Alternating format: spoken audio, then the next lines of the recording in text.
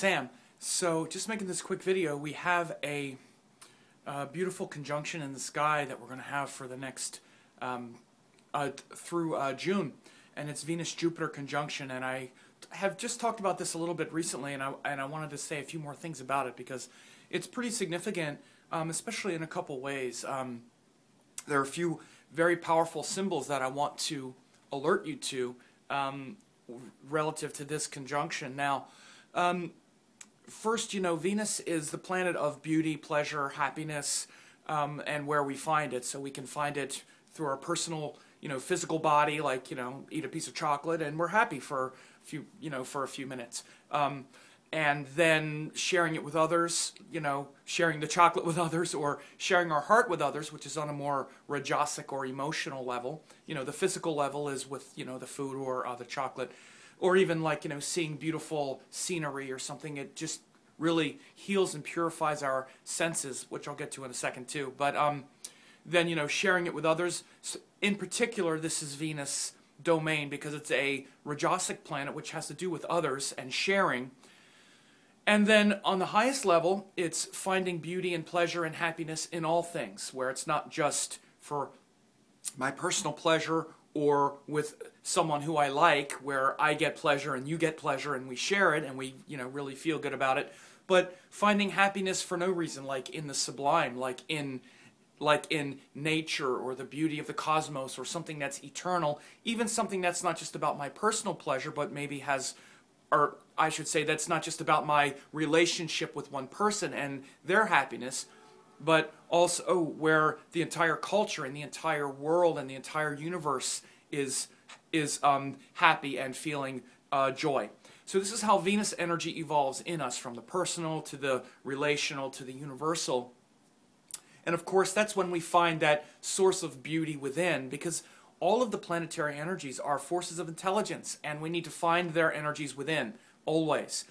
We look for something external to mirror, or, we look for something external to, like, bring it into us, like, oh, this girl's hot. If I'm with her, I'm feeling some connection to Venus, which we will. Or this guy, he's an embodiment of, love the way I feel it. So if I have him, I have some Venus, right? And it's because there's a poverty of that thing in our heart, so we fixate on something external, but then it's just changing and ephemeral, and that's called Maya, or illusion.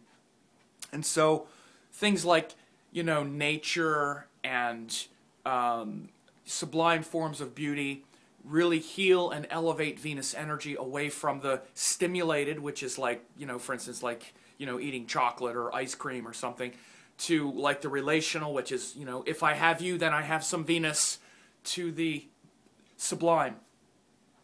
And then Jupiter is the planet of our teachings and our higher wisdom and the philosophies and, sense of purpose that comes from them. So we have great gurus and great teachers, and these great teachings that come into us or that we gather that connects us to something higher. And Jupiter is the desire to want to be in alignment with a higher purpose. And in fact, Jupiter is the planet that makes us look for that purpose. Like, what is my purpose? And of course, once we start looking for our purpose, we realize, well, first of all, your purpose is, it's not all about you, right? And those higher purposes are actually related to things that are bigger than just our individuality. And Jupiter refers to that. These things that are greater than just our life on Earth. Jupiter's related to the sky and to great teachings that help us elevate our mind out of just our daily concerns and our relations and what I get and what I don't get. So we need perspective, and we need a sense of purpose and a higher philosophy, and that's what Jupiter rules. Now, again, that sounds great. Oh, great, great. But it's also difficult when we rely on dogma rather than experience, or we have all these beliefs, but we don't put it into practice when it's unintegrated. You'll see a person's Jupiter in situations where they don't have anything to gain, and they could be nasty or mean. Like, let's say, for instance, at the end of a romantic relationship, or at the end of a business partnership, or something where you're trying to get something from the other person, for good or bad. I mean, like you're trying to work something out with them or whatever, and it doesn't work out, the person could burn you at that point. Be like, okay, well, I'm going to take what I can get and leave. Jupiter is the part of us that's high-minded and more virtuous than that, and realizes the goodness, that it's always possible to do the good thing and to do the thing that's high-minded. But again, that can also be something that allows us, or it gives us license to bypass the difficult work of dealing with someone, especially someone that doesn't agree with our principles, our philosophies, our dogmas, our judgments, big Jupiter problem and benefit, because we all need to judge. We need to judge what is right and wrong and then act in accordance with that. So we have to be careful with judgments. When we judge people rather than actions or situations, then it becomes difficult. We're no one's judge. You hear it all the time. I'm not your judge. God is your judge. So that doesn't mean I have to interact with you all the time. If your tendencies take me away from my higher purpose, then I may have to leave you, let's say. That doesn't mean I judge you as an inferior creature who's not even worth my time and just write you off. This is the problem with Jupiter. Well, you just don't get it, so, bye, fold your hands and go, okay, goodbye, namaste, like I kind of, sort of make the joke of Jupiter just sort of politely dismissing you. You might as well just say, go to hell, because that's kind of what it is. But you're doing it under the kind of cloak of sort of piety. So we have to watch that unintegrated part of Jupiter where it's not really tested through experience, for one, where we mistake our belief in something to be an actual experience of it and wisdom of it, in it. And usually, however unintegrated we are in that regard, you'll see the later thing, which is where we just kind of dismiss people, and we're not really embodying any of the wisdom when we do that, because we're not even willing to hear the other person's point of view. In fact, because it's going to, stomp on our judgment of them. Like, wow, if you actually listened, you might realize maybe they do have a valid point of view, but it's just not the same as yours, and you can really dignify their point of view and also realize that it's not taking you toward your goals. So this is a quality of Jupiter, is going toward our goals. Jupiter gives us goals, and they should be based on, well, they are always based on a higher principle. Whether or not that principle is actually good or bad is the real Jupiter sort of knife edge. All the great dictators in the world who killed millions of people, they were following Jupiter too. They had a philosophy and a principle that they were following that they thought was right. And of course, history judges them differently, but the way we experience Jupiter is the sort of trajectory of our life based on our beliefs, based on what we think is right. So when we get good teachers, especially of the great wisdom traditions, then Jupiter is really guiding us in the highest sense. And that's really what Jupiter is meant to, bring into our life. These great teachers and their great teachings that give our life meaning and purpose when the world pulls us down in, when the world pulls us out of our higher self. Now, they're going to be in the sign of Cancer, which is a sattvic sign, which is related to the breasts, which is both an object of nourishment and sustenance in its purest sense, but also one of desire and beauty, both to attract, let's say, to attract men and for women to attract them, So, the breasts are a very ambiguous body part in this world, but at their heart, or at the heart of the sign of Cancer is a purity. It's a sattvic sign. Jupiter is also a sattvic planet, so there's a lot of sattvic energy. Sattvic means pure, and where there's a pure intention, like the mother's love. Cancer is the sign of a mother's love, and it's a sign where we want to share and love selflessly. And again, there's no judgment in that. That's appropriate for some situations. For others, it's not. Like in romantic relationships, they don't benefit because of selfless love. They benefit from transactional, mutual respect, which is actually the domain of Venus. But the sign of Cancer is what's influencing this Venus-Jupiter conjunction. And by the way, they're going to join again in Leo, and then Venus goes retrograde, but I'll talk about that later in July. But so the sign of Cancer is a sattvic sign that promotes that virtue and that connection to wisdom and selflessness. And the quality of Jupiter is more supported So this quality of Jupiter is really going to elevate, or Jupiter in Cancer is really going to elevate Venus into a higher potential. Whereas the quality of Venus being Rajasic and pleasure-oriented can tend to pull on Jupiter and Venus energy. So this is kind of the inner conflict that goes on between Venus and Jupiter in general. But in the sign of Cancer, Jupiter is going to pull Venus up. And the sign of Cancer is going to elevate the nature of Venus towards something that's more selfless.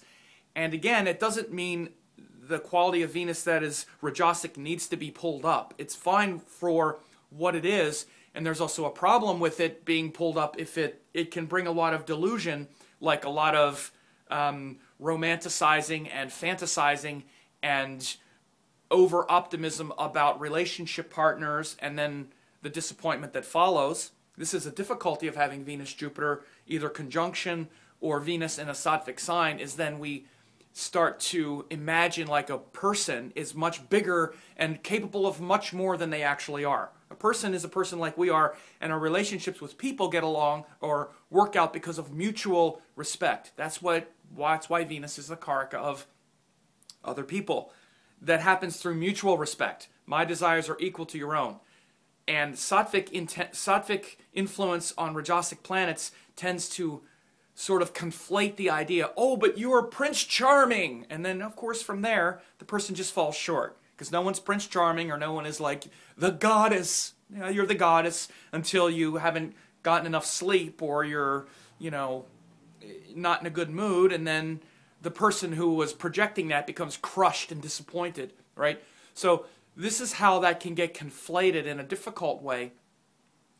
But the real promise now of this Venus-Jupiter in Cancer is particularly for those who are of a spiritual bent.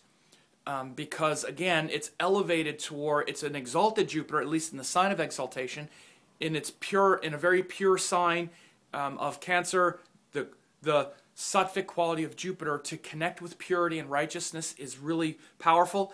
And Venus is exalted in Jupiter's sign. So the way to elevate Venus energy and to elevate our desire for pleasure and happiness is through pure means, like I said at the beginning. That's why we want to elevate our desire for a piece of chocolate or for interaction with another person with something that's more sublime anyway.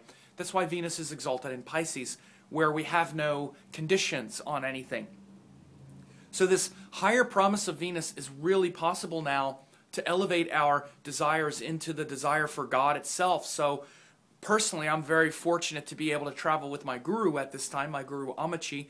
If you're around and you can come and visit Amachi, the hugging saint from India, between now and the end of June, you should do it, because she's the embodiment of purity. And that pure love of God can't be really duplicated with a person unless they're a Satguru. That's unless they're an enlightened, being. So being around an enlightened person at that time is the culmination of really honoring that energy. And what happens is when we can be around the presence of, or be in the presence of someone like that during that time, we're connecting with the highest possibility of that astrological, sort of meme at that time.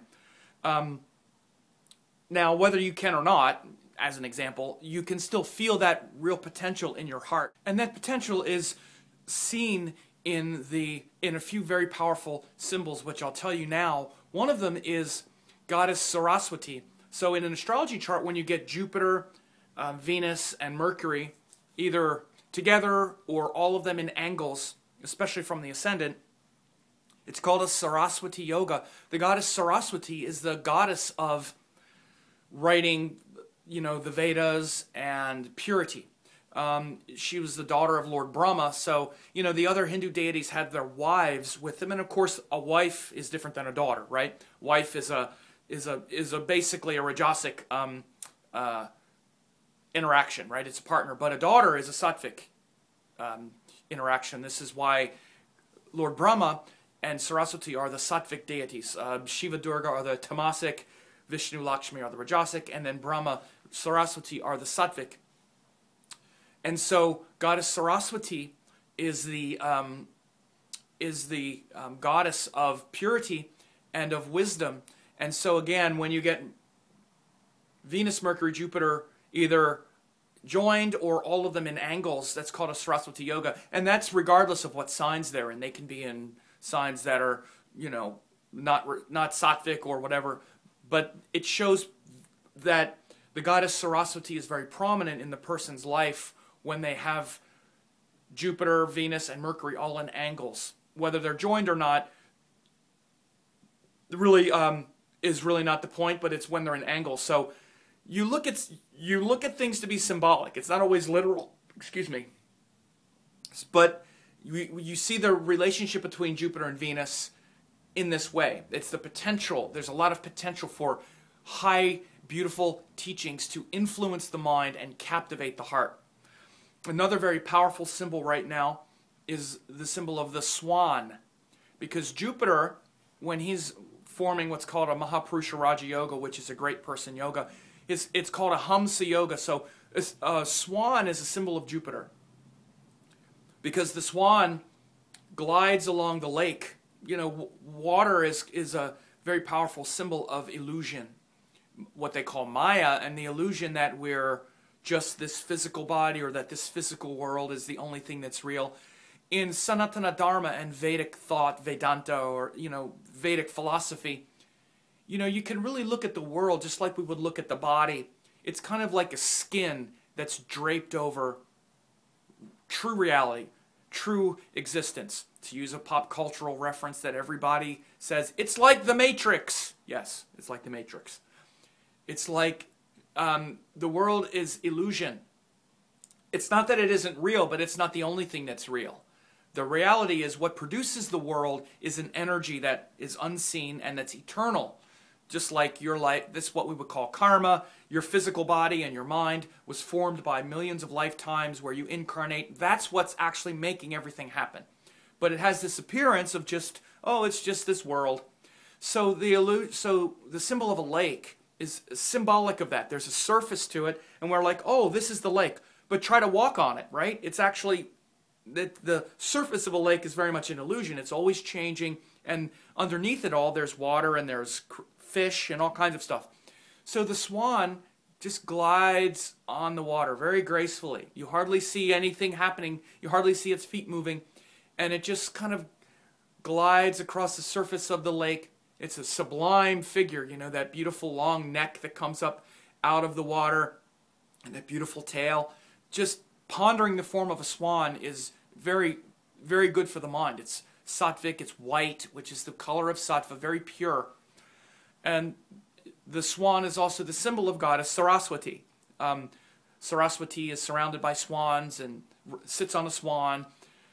So it's symbolic of also, you know, the long neck is like high above the surface of the world and the illusion. You also see the world reflected in the surface of the water. When you look in the water, you see the world reflected in it.